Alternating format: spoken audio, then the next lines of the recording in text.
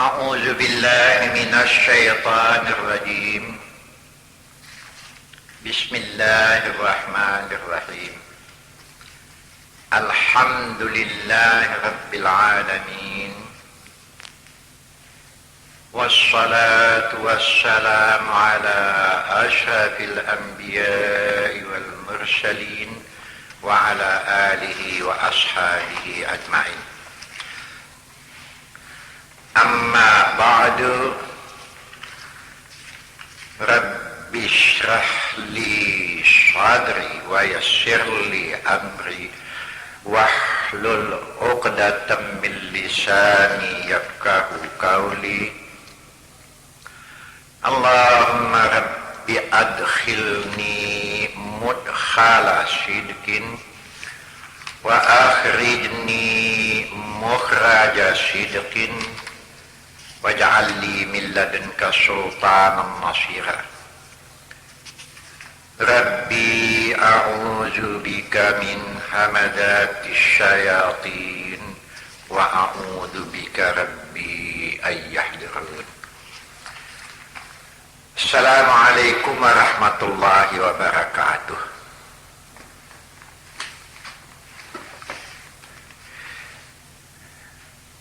Ada satu hal lagi yang ingin juga saya sampaikan, kita jadikan pegangan ya, bahwa kalau sudah Allah mau memberikan pertolongan, tidak ada sesuatu yang sukar dalam kehidupan. Cuma jangan tertipulah dengan persoalan dunia.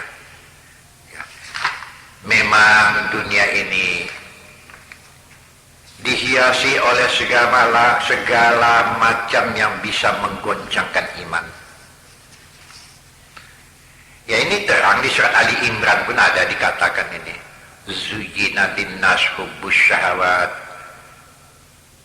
Ali Imran 14:15. Ya. Ali Imran ya.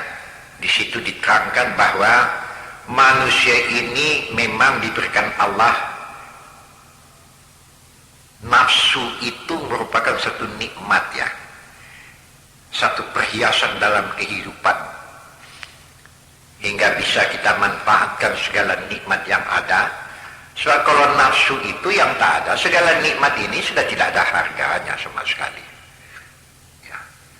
Masuklah nafsu seks, antara hubungan laki-laki dengan perempuan, kegembiraan dengan dapat anak, harta benda perniagaan, emas, perak, kendaraan, sawah, ladang.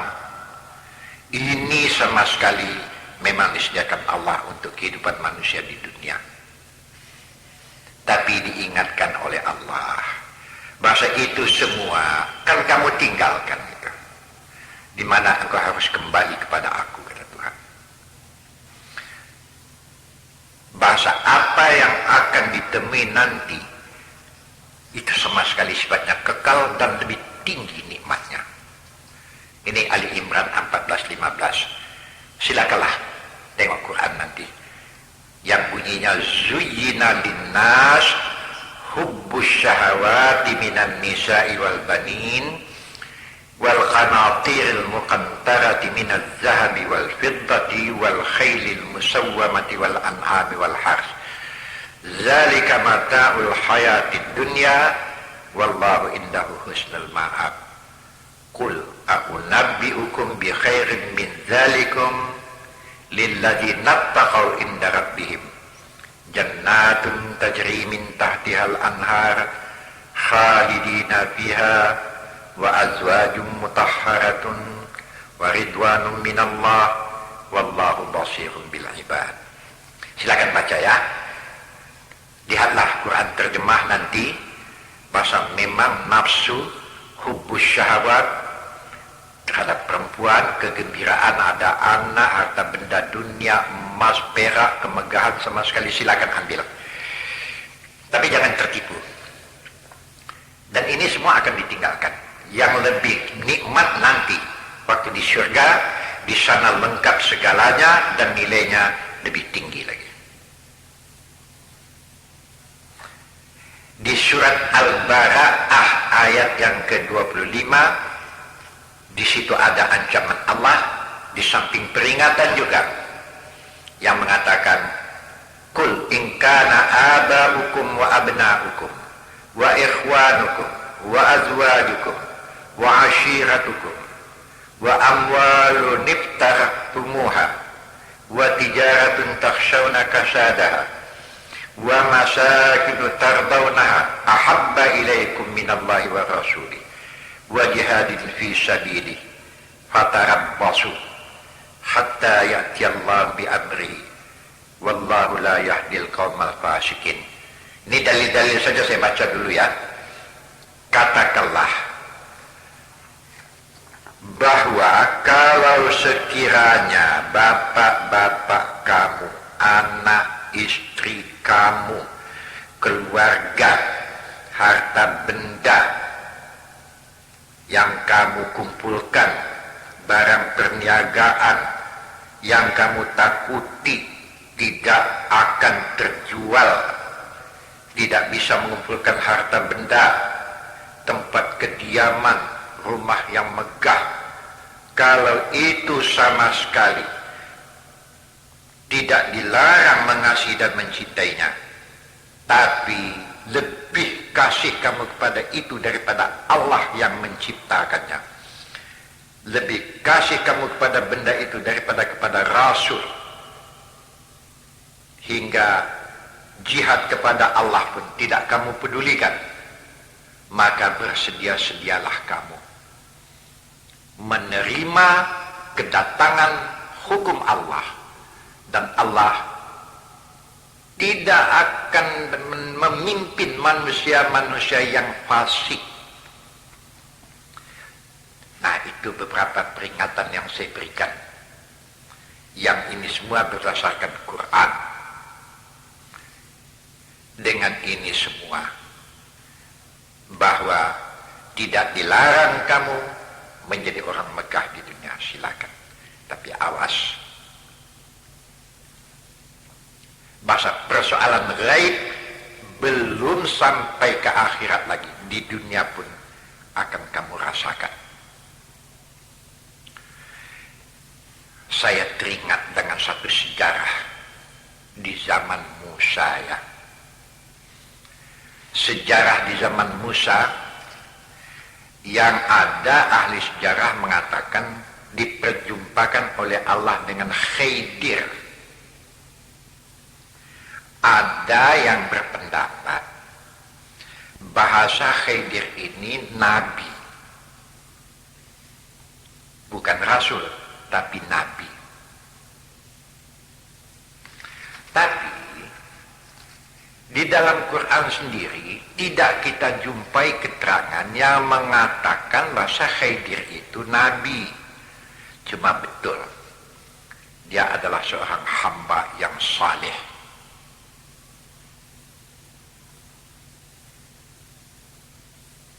Nah, coba nanti perhatikan ya.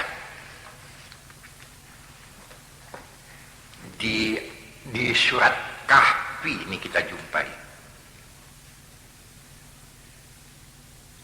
Menjelang juz yang ke-16, cobalah lihat nanti ya. Kahfi ini kan kalau diartikan guha, ini artinya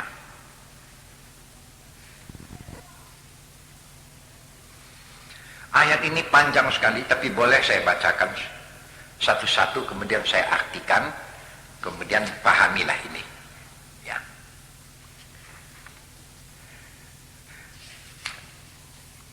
Berpangkal dari wa idh qala Musa li fatahu la abrahu hatta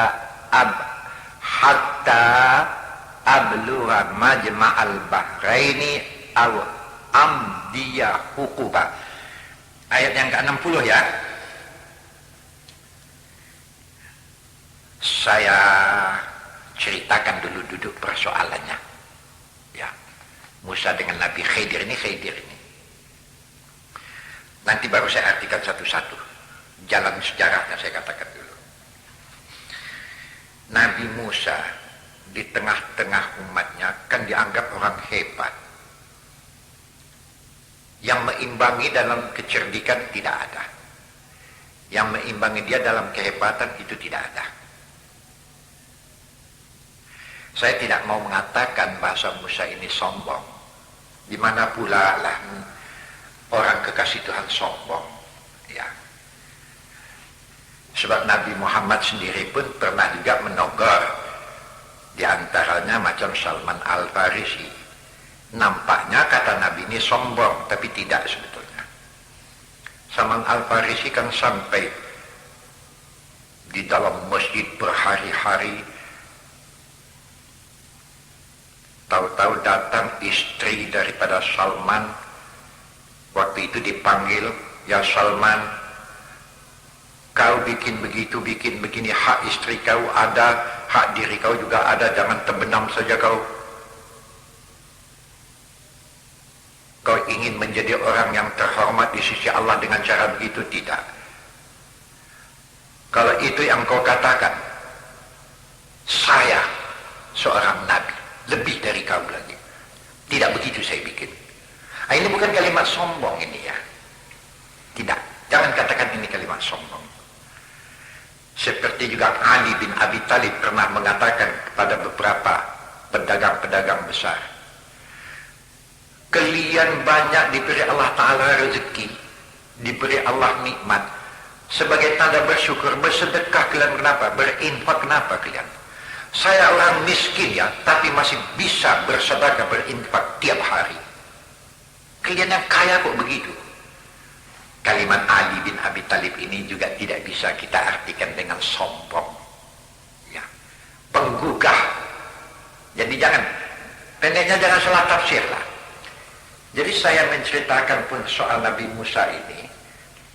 Kalau saya katakan dialah orang yang paling alim, yang paling tahu, yang paling cerdik, memang betul. Tempat orang bertanya, apalagi mampu menunjukkan beberapa keanehan-keanehan.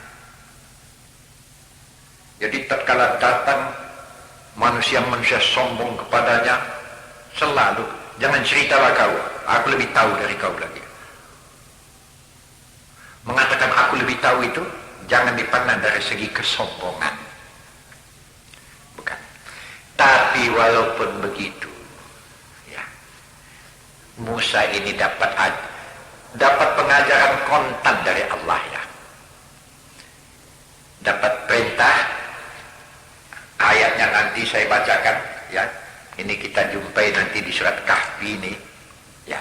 Yang saya katakan sejak mulai dari ayat yang ke-60 jauh ya, beruntun sampai kepada ayat 82 itu. Jadi saya ceritakan dulu. Disuruh Allah lah berjalan ke satu tempat. Kemudian dijumpainya satu orang, Khidir itu, yang oleh sebagian ulama Khidir ini dianggap atau didudukkan sebagai nabi. Rasul pasti tidak, tapi sebagai nabi, ya saya juga tidak berani membantahnya. Memang di dalam Quran pun dikatakan, kami katakan sebahagian Rasul kami katakan dan kami sampaikan sebahagian daripada nabi-nabi, tapi ada yang tidak kami sebutkan. Jadi kemungkinan nabi ya ada saja, tapi dalam Quran tidak disebutkan Khidir nabi. Jumpalah dengan Khidir. Diperintah Allah supaya Musa mengikuti Khidir. Waktu itulah Musa mengatakan, saya mau ikut dengan Tuhan. Tidak bisa. Kalau mau ikut dengan saya tidak mungkin. Tapi kalau ada kesabaran kau, bolehlah. Bangkali ini yang tidak ada sama kau. Ya. Ya, saya tolonglah bawa, izinkan saya mengikut. Boleh. Tapi ada syaratnya. Apa? Apa yang saya bikin jangan kau tanya sebelum saya terangkan soalnya. Itu syarat kalau mau mengikut saya. Apa yang saya bikin jangan tanya. Baik, jalanlah berdua. Di tengah jalan, tahu-tahu jumpa dengan seorang anak, dibunuhnya oleh Khidir, dibunuhnya anak ini. Oh, Musa melihat ini tak sabarlah. Apa kata Musa? Macam mananya Tuhan ini? Membunuh itu kan dosa besar itu. Tidak boleh ini dibikin begini begitu. Sudah kukatakan kepada kau, kata Khidir, apa yang aku bikin jangan kau tanya sebelum ada penjelasan dari aku. Sekarang begini tingkah kau. Nah ini satu. Sekali lagi kalau aku bikin sesuatu, jangan kau tanya sebelum ada keterangan dari aku. Yalah, maaflah, sabarlah, saya sabar. Saya silap. Baik, ikut. Membawa makanan.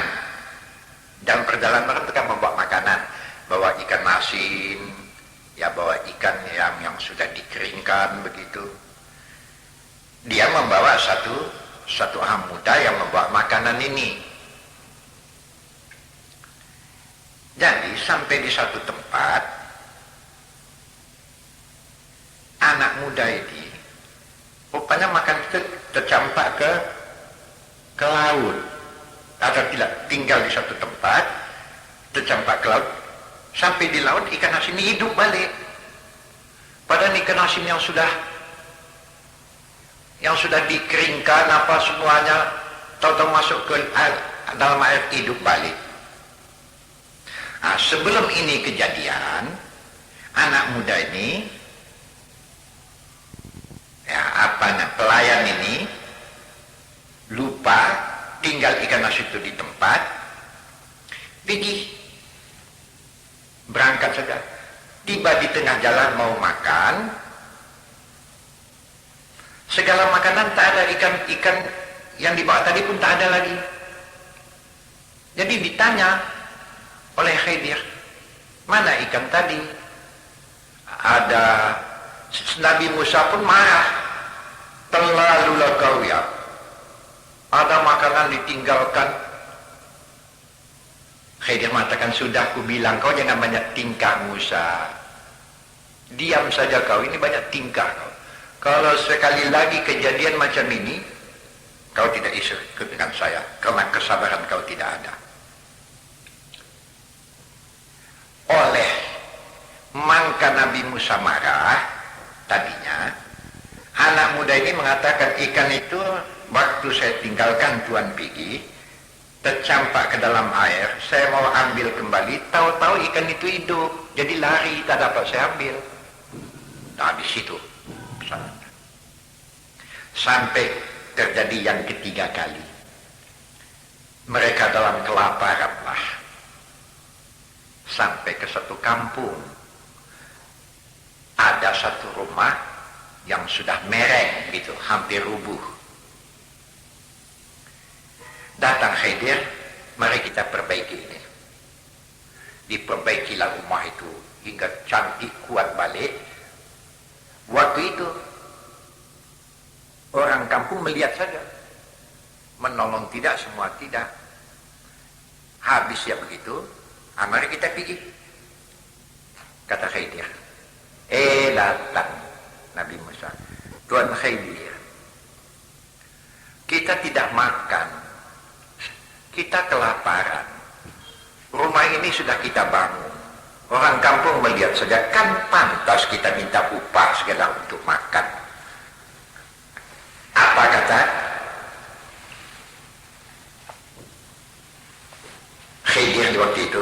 Sudah kukatakan kau jangan banyak tingkah. Maka sampai di sini sajalah pertemuan kita, dan kita jangan bertemu lagi. Berpisah kita di tempat ini. Hada firaqu baini wa bainak. Terjadilah perpisahan. Ini terjadi pada Nabi Musa. Ini yang dimaksud oleh surat Kahfi di ayat ayat yang di ayat yang ke-60 surat Kahfi, juz yang ke-15 ya. Wa idh qala Musa li fatahu la abrahu hatta ablugha majma'al bahraini aw amdiya huquba. Satu. Ingatlah tatkala Nabi Musa berkata kepada pelayannya, aku tidak akan berhenti hingga aku sampai di batas pertemuan dua laut, hingga aku berjalan sampai ke kutub. Ini ayat yang pertama. Ya, batas dua laut itu laut Persia maksudnya di sini ya. Hukum itu satu masa yang panjang yang tidak ada batas waktunya, itu hukum. Ya. Nah, sekarang sampai ke ayat yang ke-61.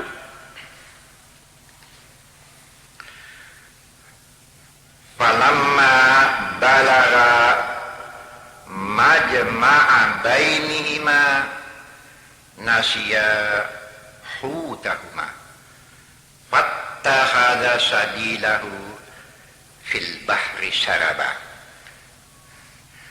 Maka tatkala mereka berdua sampai di pertemuan dua laut itu, lupalah mereka akan ikan mereka. Maka ikan itu ambil jalannya menembus ke laut. Ini satu hal yang aneh ya, gitu. Saya teruskan ayat berikutnya. Falamma jawaza qala li fata atina ghada'ana laqad laqina min safarina hadza nasaba. Ya, tatkala mereka keduanya sudah melewatinya, sudah sampai kepada yang dituju ya, berkatalah ia kepada pelayannya, Musa maksudnya ya, bawalah makanan kita. Mana makanan kita? Bawa kemari. Sesungguhnya kita telah bertemu capek, lelah dari perjalanan kita. Nah, bawalah makanan kita itu. Nah, berikutnya ini dikatakan lagi. Qala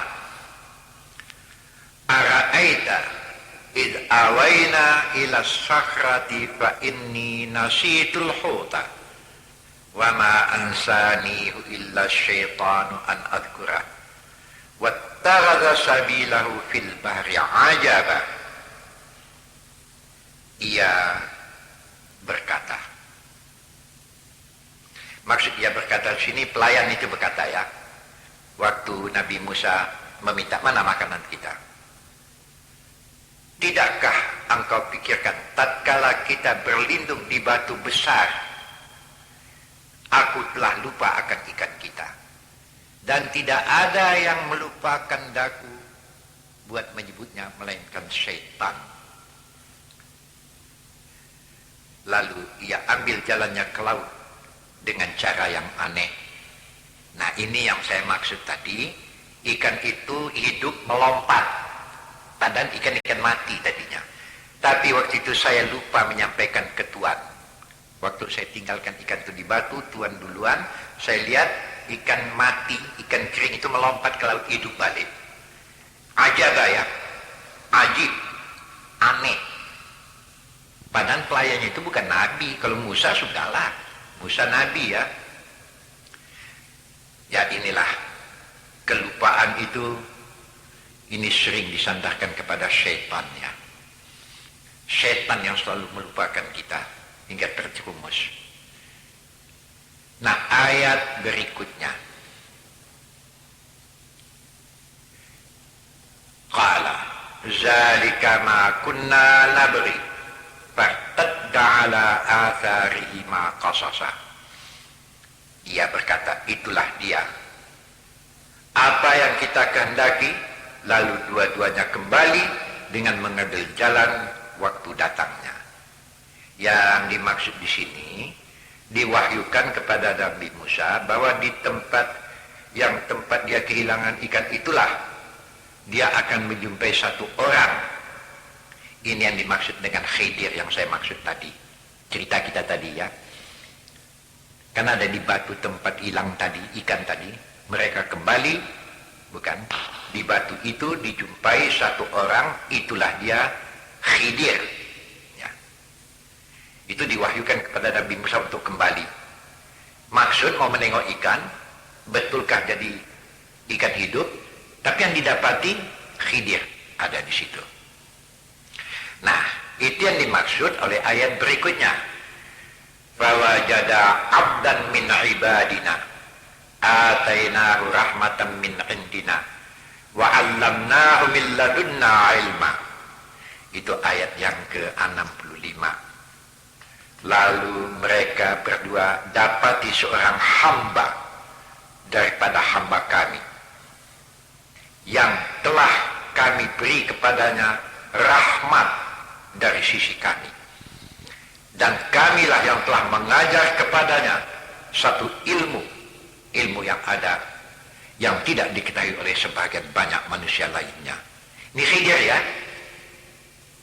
Ya, kami beri kepadanya sebagian daripada ilmu gaib. Kan soal gaib cerita kita. Ya, orang inilah yang oleh setengah ulama mengatakan nabi. Itulah Nabi Khidir.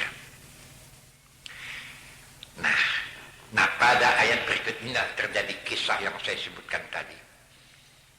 Ayat yang ke-66, qala lahu Musa, hal attabi'uka ala an tu'allimani mimma 'ullimta rusyda?